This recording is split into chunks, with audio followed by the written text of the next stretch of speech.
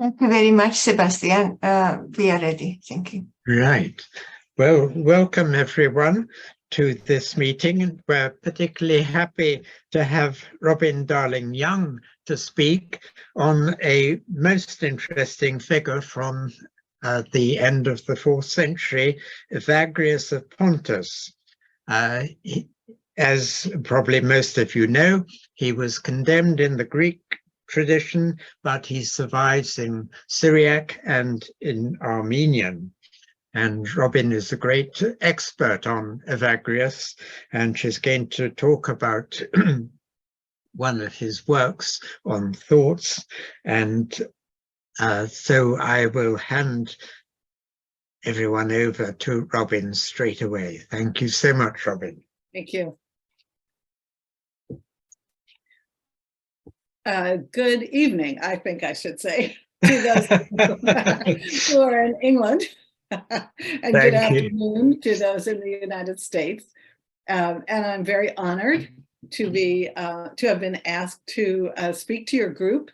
And also I'm very happy to be able to discuss a writing of Evagrius that is not that well known, although I'm going to start out talking about the more familiar parts of him. And just a little biographical note or autobiographical note first. I'm going to show you the book that introduced me to this figure nearly 50 years ago. With this suitably hooded and monastic figure on the cover.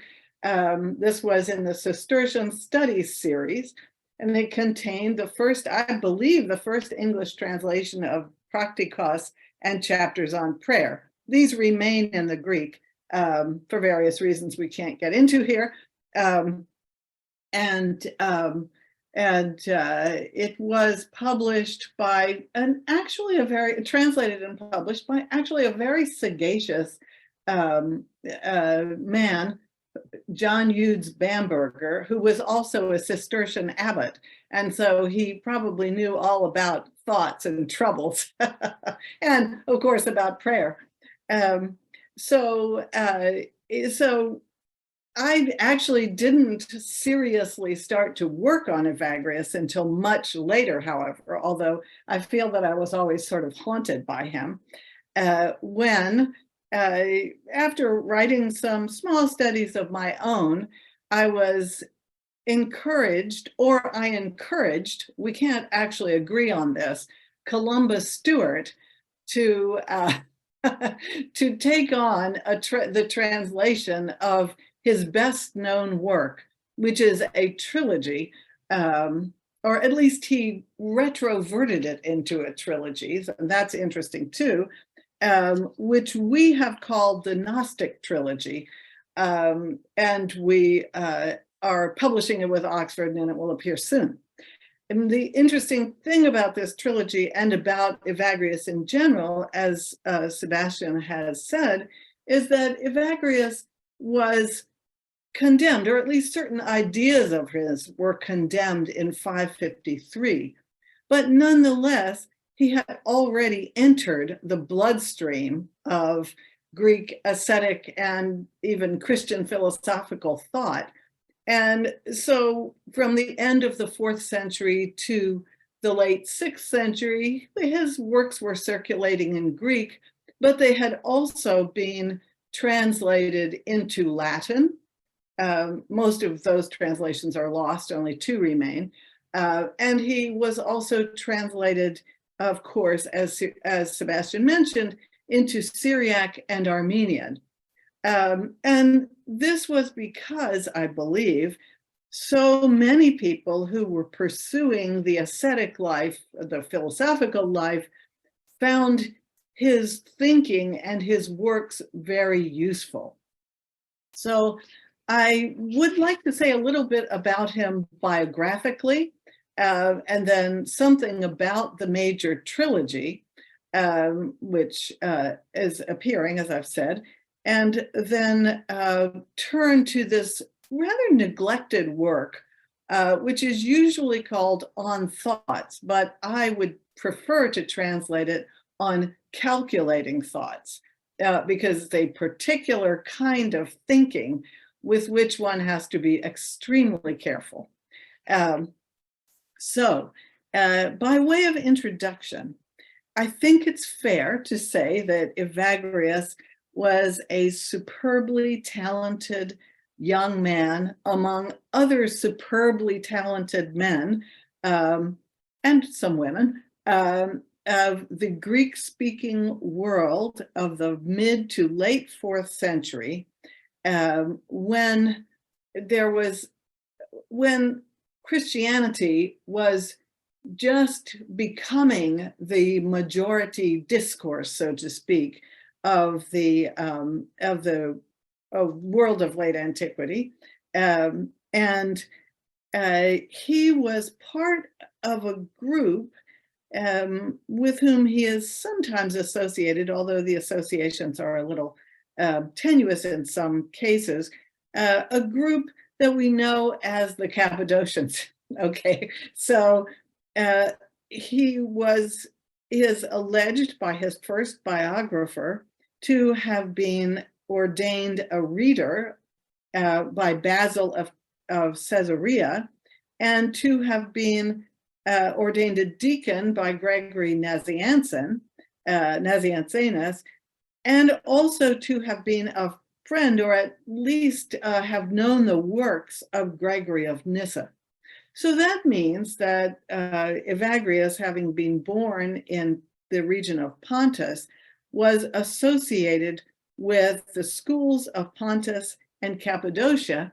And recently, a scholar of Evagrius has made a case for his having been a fellow alumnus with John Chrysostom of the school of Libanius in Antioch, in other words, trained as a rhetor.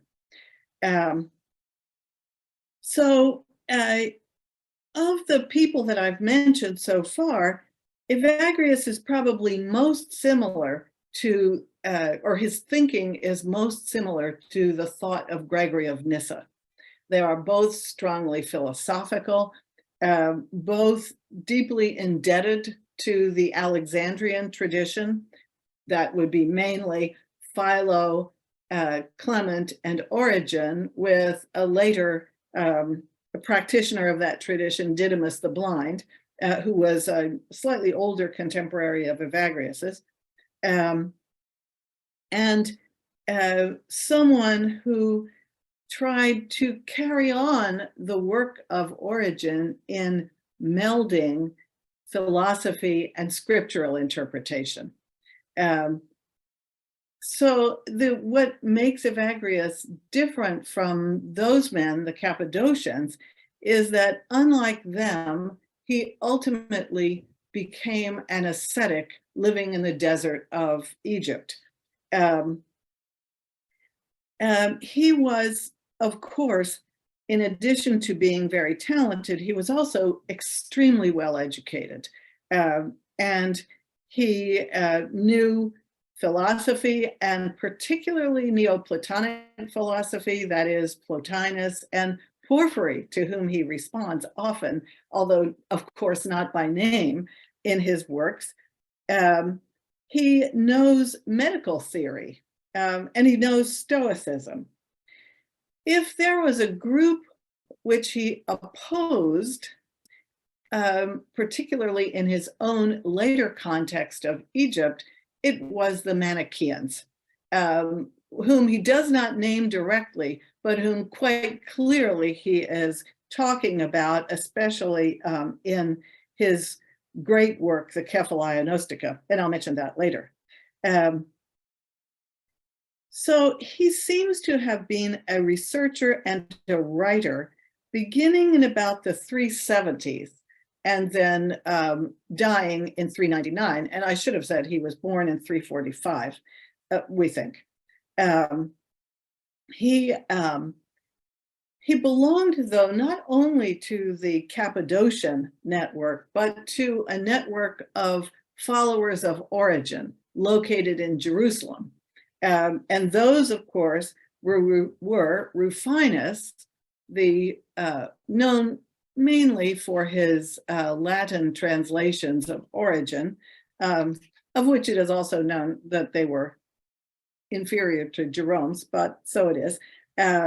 He was also very good friends with Melania the Elder, who lived in Jerusalem in a kind of study center near Rufinus, and a third person from Jerusalem, the Bishop John of Jerusalem. And his alignment with this group of people meant that already in the 390s, he would have the opposition of Epiphanius of Salamis and then ultimately Jerome. This led to the first controversy, by the way, in which he came under suspicion, but that's a story for another day. He was probably already writing before he went to the desert. Most accounts of Evagrius locate all his, or date all his writing from his entry into the desert, which would have been in about 383, to his death in 399. But it seems rather clear from some of the things that he wrote that they were not addressed to monastics and would possibly have been being composed well before he went to the desert. So, for instance, his Scholia collection, which has now been published in Source Chrétien, and and which he wrote on the Scholia, that is notes, that he wrote on the Book of Psalms, his very largest work, by the way, I'm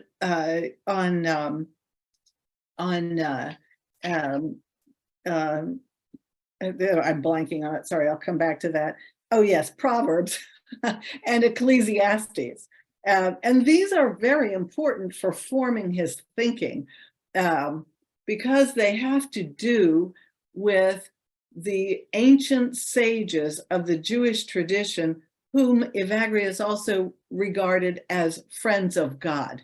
And it's important to note that because Evagrius's aim for anyone who undertook his training, which I'll say more about in a minute again, was that one could take a course of paideia or education such that you would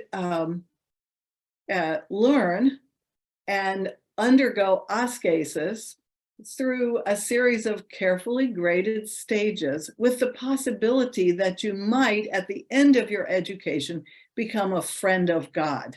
Of course, a scriptural term from the Book of Wisdom, but in Evagrius's mind, that was also equivalent to being a Gnostikos, a knower, which term is rather interesting because Evagrius dredges that up, so to speak, from earlier in the tradition as used by Clement of Alexandria.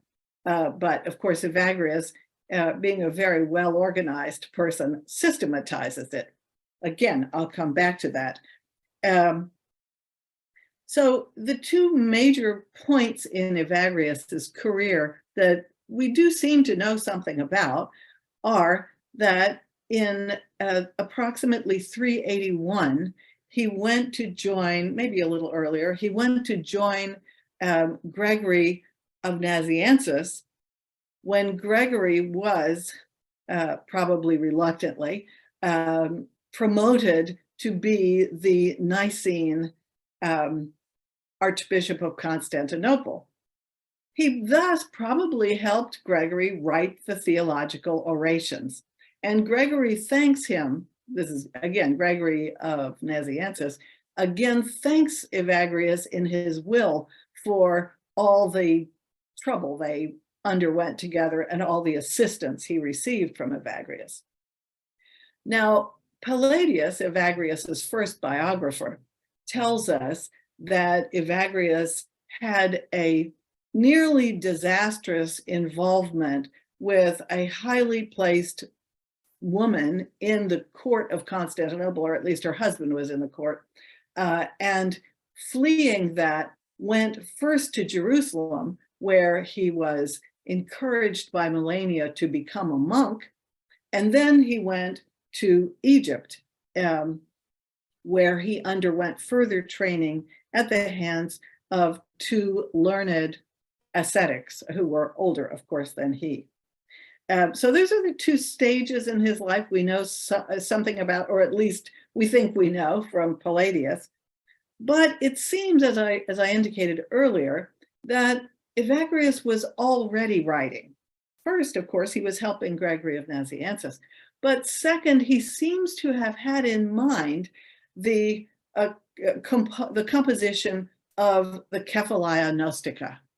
The Kephalaia Gnostica are, as their title indicates, Gnostic sayings. So Kephalaia are short, compact, ritually symbolic, multi-leveled sentences. The word sentence or chapter doesn't really do them justice.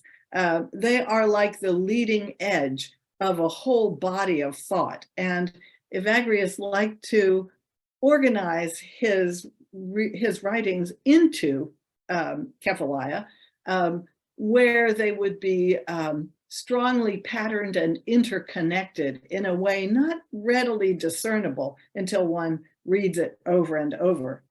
So it's probable at this early stage that he was not only writing the Psalm Scholia, but he was writing the Kephalaia Gnostica. And I say this because the Kephalaia Gnostica, which largely do not survive in Greek for reasons that Sebastian indicated earlier, do not take up the life of the monk. In fact, there's only one possible mention of the term monk in the Kephalaia Gnostica. The Kephalaia Gnostica are regarded as Evagrius's most abstract and philosophical work.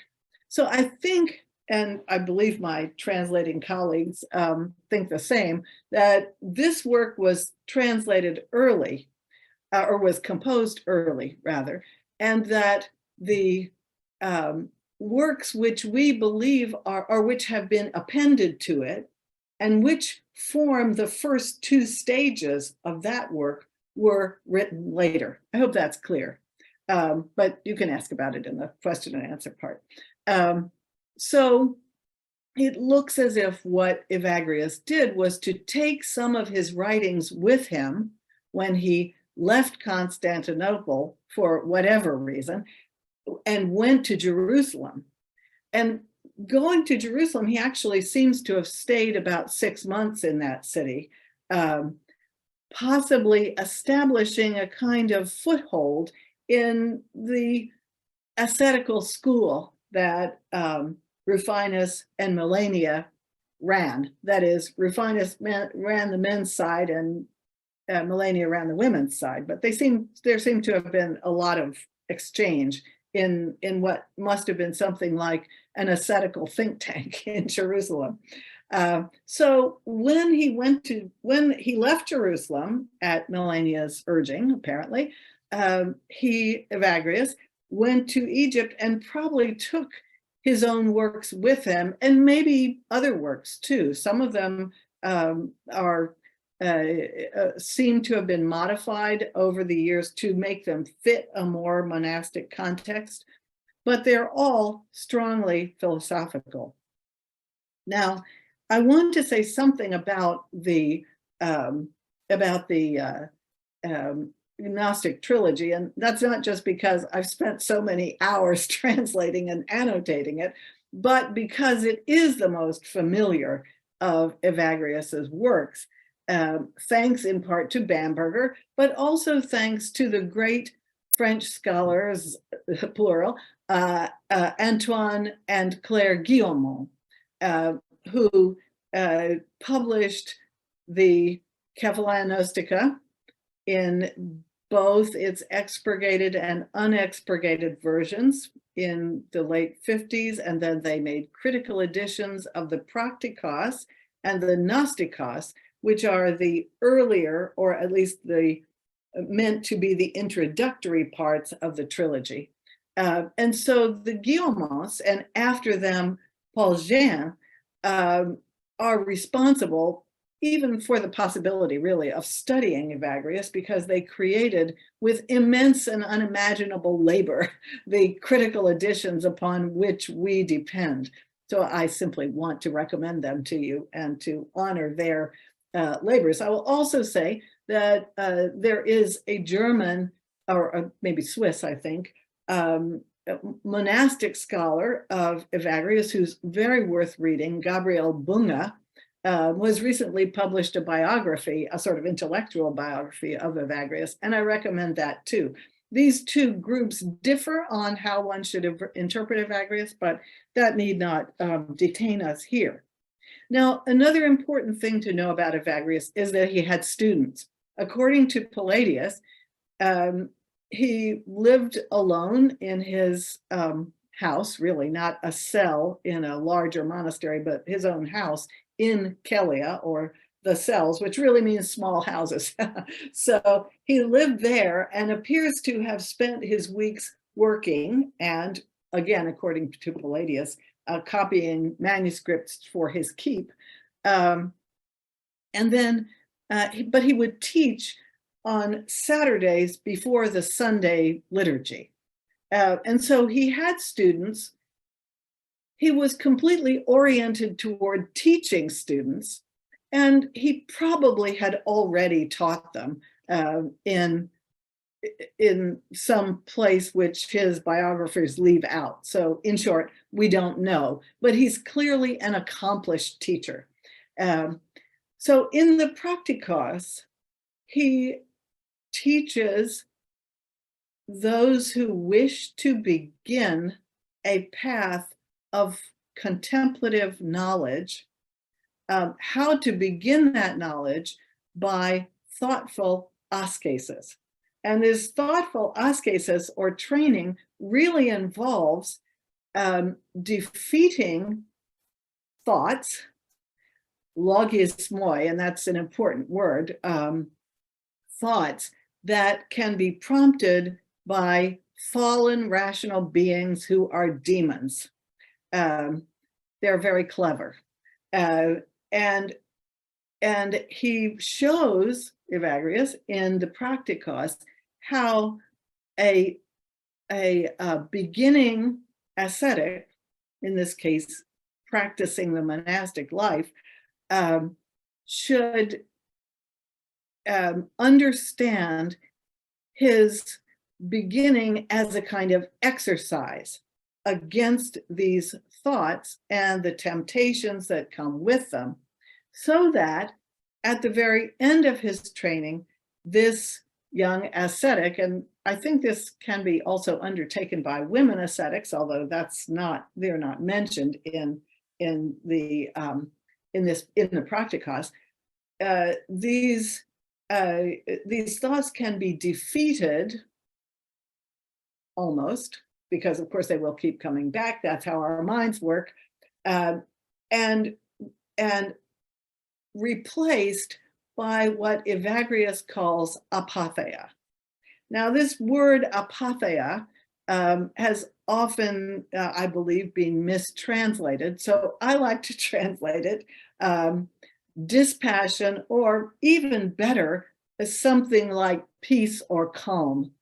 And this is the state which various exercises, Evagrius provides them both in the Praktikos and in other works, will lead you. It's only in that state can your mind begin to operate as it should.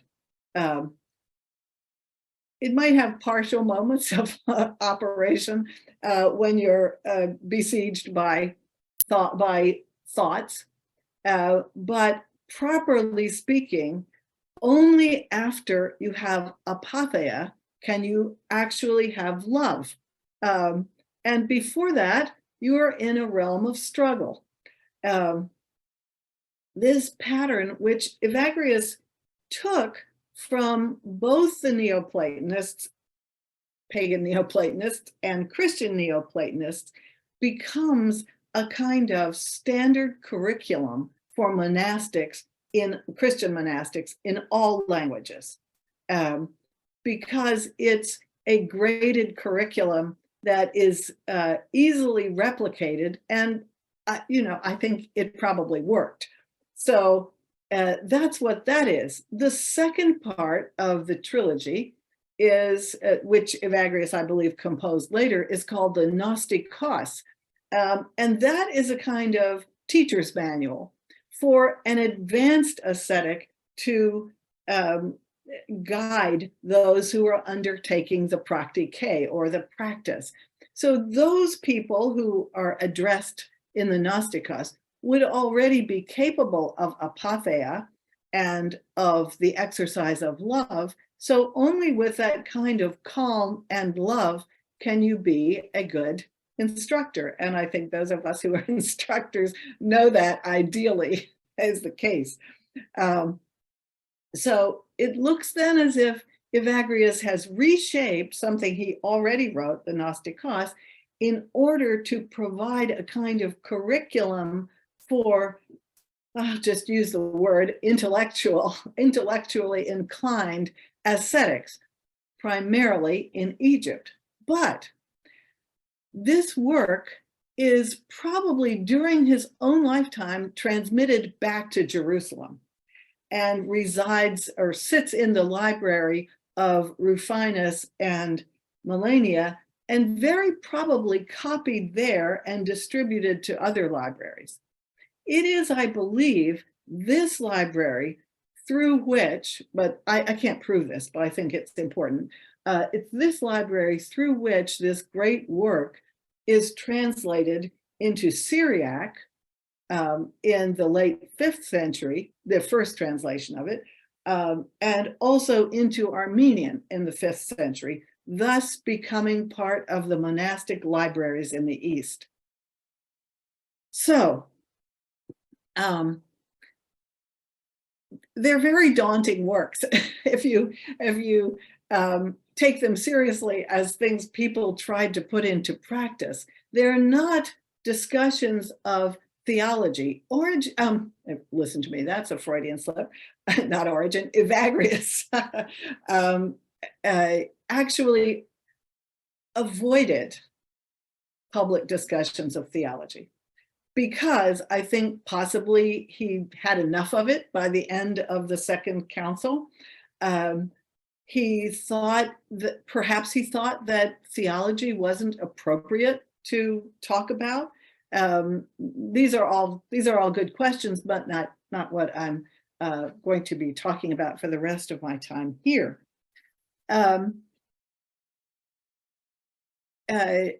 Rather, Evagrius spent the rest of his life from 383 to 399 composing and or reorganizing and polishing other works he wrote, such as a very handy work that survives only in Syriac, the Antireticos, which is a series of graded responses using biblical quotations to the 8 thoughts that prompt you to first think about vices and then pursue those vices. So he probably had already collected these, but he sent them to a local abbot upon the request of that abbot, so that the monks could have at their side a kind of guidebook for what to do when attacked by the demon of lust, or the demon of gluttony, or the demon of avarice. And wait, you think, how could a monk even be bothered by the demon of avarice? Because wouldn't they have simply given up all their worldly belongings and gone into a monastery? Well, no, because Evagrius's letters, which I'm also translating and publishing, preserved only, well, largely in Syriac, his letters make it very clear that the ascetics with whom he was corresponding were not confined to any monastery, and they often went hither and yon in Egypt. And so naturally, going hither and yon and perhaps going to parties, they would be assailed by the various thoughts. And so it's probably a good idea for them also to take the Antireticos to parties when they had to go. So I'm kind of exaggerating the parties, but they did have they had much more contact than, for instance, we think of monks in the West like Carthusians having, for instance. They were consulted by many people, and if you want to read about that, you can read the Historia Monachorum in Aegypto, which gives a very good portrait of how monks are interacting with local people. So now let me turn to the text I gave you, which comes from a really interesting but rather overlooked work of Evagrius called, usually, On Thoughts, Peri Logismōn. But thoughts you can have different kinds of thoughts, as I'm sure you know. And there are thoughts, according to Evagrius, also according to Plotinus and the entire philosophical tradition, called noemata.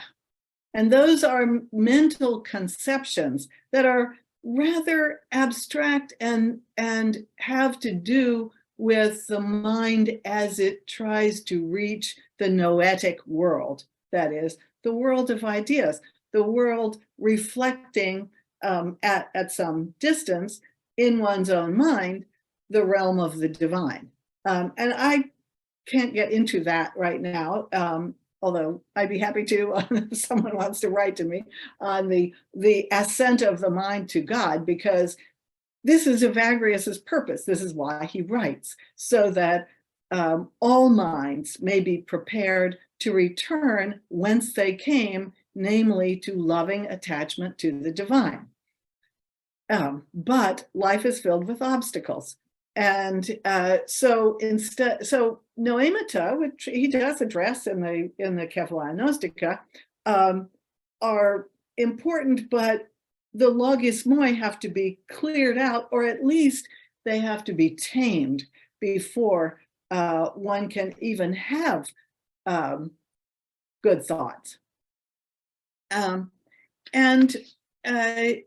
So this entire treatise on calculating thoughts has to do with the logismoi that besiege and assail us as we move through life. And of course, the more highly placed and intelligent a person is, and here thinking like Evagrius, who was familiar with the court at Constantinople, the more highly placed a person is, and indeed the more philosophically ambitious a person is, the more these thoughts will get in the way. And I'm sure everyone here knows what I mean, because just recall trying to write a really good paper. Thoughts will intervene, thoughts of the refrigerator, or thoughts of a walk, or thoughts of what kind of car you'd like to have. So same problem with our minds now as then. And Evagrius wants to address these in the treatise Peri Logismōn. So Peri Logismōn is not a collection of Kephalaia. It's not meant to be a useful handbook. It's really a more elaborate discussion. And the really interesting thing, well, one of the really interesting things about Peri Logismōn is that it reflects his experience in Constantinople. So if you go to Peri Logismōn 17 and 18,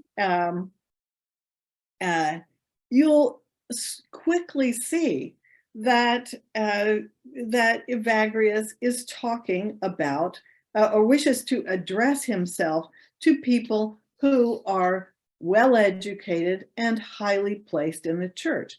So I'm going to skip over those and just read 20 before going back to this, I think, most beautiful chapter that I gave you. So 20, in my own, admittedly, clunky translation is the following. When some of the impure calculating thoughts, logismoi, are quickly put to flight, let us investigate the cause. Whence has this come? Is it because the object is lacking, that the material is difficult to get, or that the enemy has had no power against us because of the calm abiding in us? And here calm is apatheia. For example, if in one of those who has withdrawn, that is, an ascetic, troubled by a demon forms the idea of having committed to that withdrawn person, a monk, the spiritual helm of the first city. What would that be? That would be the Patriarchate of Constantinople. This one clearly does not long imagine what this calculation is, but the cause is knowable from things already said.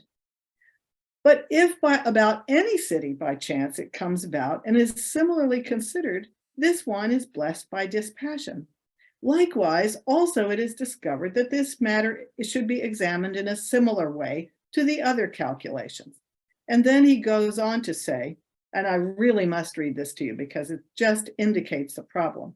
The demon of avarice seems thoroughly wily and inventive, who, often confined or constrained by the highest renunciation, quickly poses as the administrator of a diocese, the oikonomos, and that's the word in Greek, and the friend of the poor.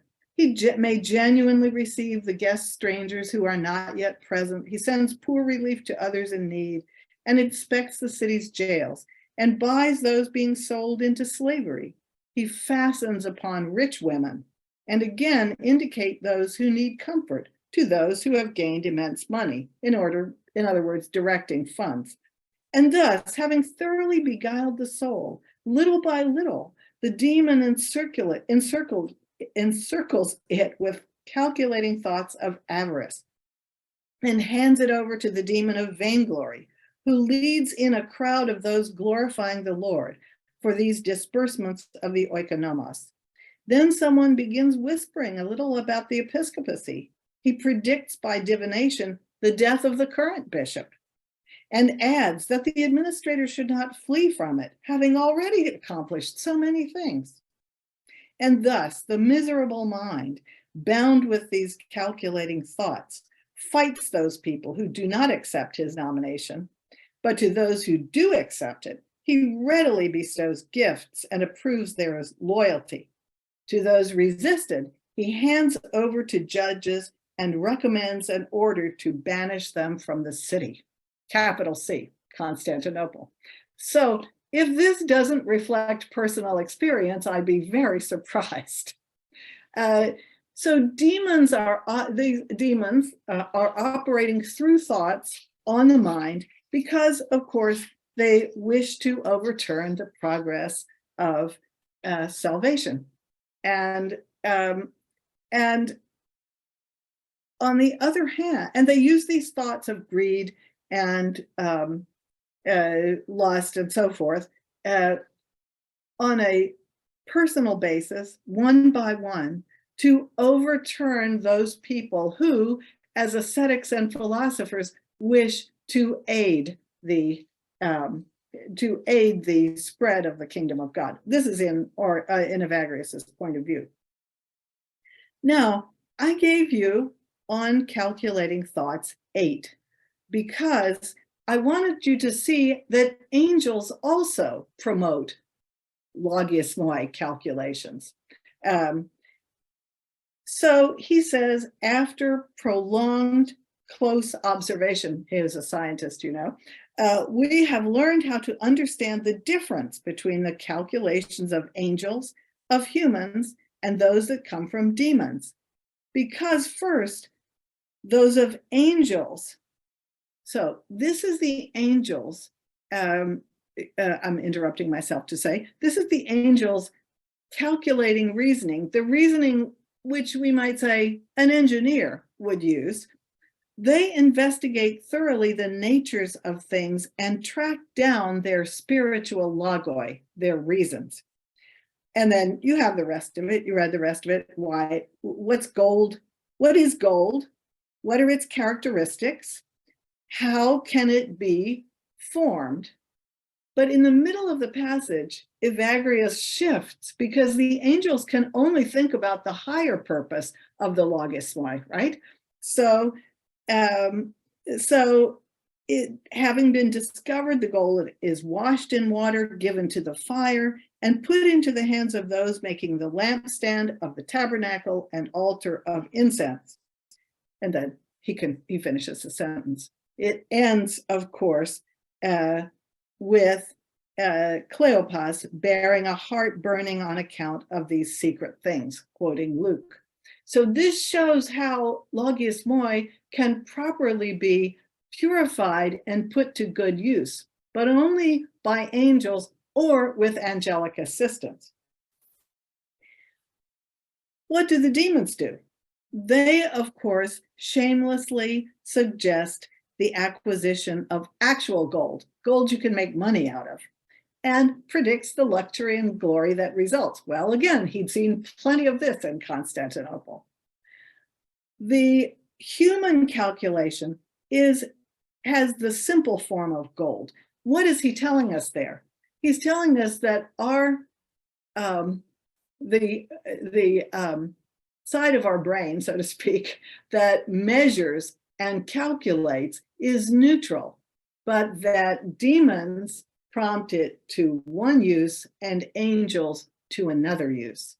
And that is why for Evagrius, like as for Clement before him, aspiring to, and possibly even, at least for Clement, becoming in the state of an angel is the goal of the intellectual ascetic.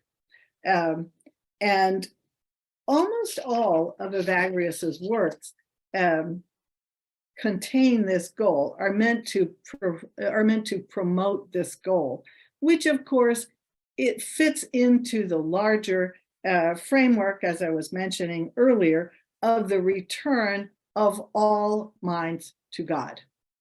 Okay, I think actually I'm 2 minutes early, but I think that sentence is a good place to end. Thank you, Robin, for that marvelous talk, so illuminating and so delightfully given. Thank you so much. Can I start off with a question? How should a person who's got these demons on one side, angels another, in order to get the angels to intervene, what should one do? Well, that he discusses in the treatise on prayer. So he actually treats the praktikos as a wrestling school, and you find all kinds of athletic and training words in it. And so this, of course, it goes all the way back to Plato, and mediated through Philo and so forth. And so once you're strong enough, and with the assistance, presumably, of a teacher like a Gnosticos, then you're ready to undertake prayer with love, and the angels will assist you. Now, it's not that simple. An angel is always there, so to speak, and sometimes, as he says in On Prayer, when a demon leaves, the angel will immediately come. But it could also be the other way around, which makes this a rather dangerous path. But we find angels more in works like the Kephalaia Gnostica, where clearly the person who is pursuing the path of gnosis through reading and meditating on the Kephalaia is expected to be very similar to an angel, even in this realm. And so, there's a wonderful passage, and I'm sure Evagrius read it, in Clement's Stromates Volume 4, where Clement talks about ascending through the spheres to the applause of angels. Not that he had this experience, but that he's, envisioning it. So, So there's a kind of overlap, just as there's an overlap with demons, because after all, we're all cousins, right? We're all minds who were distanced to a greater or lesser degree from the divine mind to which we should be attached. Thank you. Now, we're open to questions, so anyone take the chance to pick Robin's brain, because she's such an expert on the writings of Evagrius. Any questions? Susan has a question. Yes, Susan, please. I was very struck when you said that there was a hidden agenda in the Kephali Gnostica against the Manichaeans. I hadn't ever thought of that, but I can see that that's possible. And of course, with the Manichaean finds in Egypt, that makes it all the more likely. And would you like to say something about this aspect? Well, yes, you know, at the end of the 4th century, there's a kind of Manichaean scare, and you see it in Didymus. Alex, who's that other writer? I'm forgetting now. Alex Lopez is here, and we talked about this the other day, so sorry. So there does seem to be a response on the part of Christian authors and one non-Christian author in Egypt toward the end of the 4th century. And it's really, I mean, if you read the Coptic Manichaean Psalm book, you can really understand why. That these are also similarly, not similarly arranged, but they're short sayings, and they're called Kephaliah, and this was a very convincing, that is, Manichaeism was to some a very convincing presentation of the world and one's salvation from it. And I think Evagrius and Didymus were very concerned about it. And it seems to be spreading in North Africa, westward from Egypt over to, who, in Carthage, Augustine. And so I do think that there's a series of about 10 Kephaliah, and I can't remember now which book, I think it's book 4, that seem to be very clearly addressed to the Manichaeans, or against the Manichaeans. No, thank you very much. Yes, I must reread them with that in mind. Well, I'll send them to you in our translation. Okay. Yes. For many of the works you're translating, you've got to work through Syriac and Armenian. How do you feel that the Syriac and Armenian translators have they understood him well? Oh, that's a great question. Well, I'll start with the Armenian, because I'm involved in that right now. The Armenian version of the letters is really interesting. I just published that with my student earlier this year, Hofse Karapetyan, and the corpus is radically shortened. It is rearranged as a corpus, as an exchange of letters between Evagrius and Melania, of all things. This was never imagined elsewhere in the tradition. Of course, he does write to a woman. His To a Nun is written to a woman, but the letters clearly were not. But the Armenians, working actually with a Syriac translation of the letters, simply thought, I guess they just thought it would be nice to give Melania her due. I don't know, they just don't explain it. But that's very late. The early Armenian translations are very, very close to the Greek. And those are the Praktikos and the Gnostikos, of which there are many copies. They were distributed all through Armenian monasteries. As far as the Syriac goes, that's more complicated, because, as you know, we have 2 versions of the Syriac. One that was made with a consciousness that Evagrius was coming under suspicion, and so some of his teachings are toned down. Kephalai are shortened. And then, of course, the Gnostikos has 4 different versions. And so 2 are very similar. So we actually, in our translation, published all 4 versions because Columba said, I don't believe in critical editions. At least that was his mood at the moment. and so you can take your pick. But there's still, I think the general trend in the Syriac is to move away from philosophical vocabulary and more toward a more Christian theological vocabulary.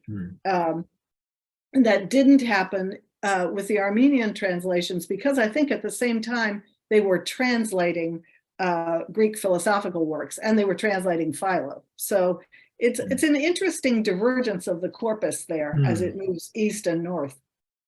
Thank you very much. Sure. Alas, I see our time has run out. So let me thank you very warmly, Robin. That was an absolutely marvelous exposition of this amazing writer. Thank you so much. It's so nice to see you again and so nice to see all of you. Thank you very much. And, well, thank you, everyone. And our next Bye-bye. meeting is in just over a month, 5th of June, and it's Rehan Durmaz. That will be an exciting one. Thank you so much, everyone. Bye. Bye-bye. Thank you.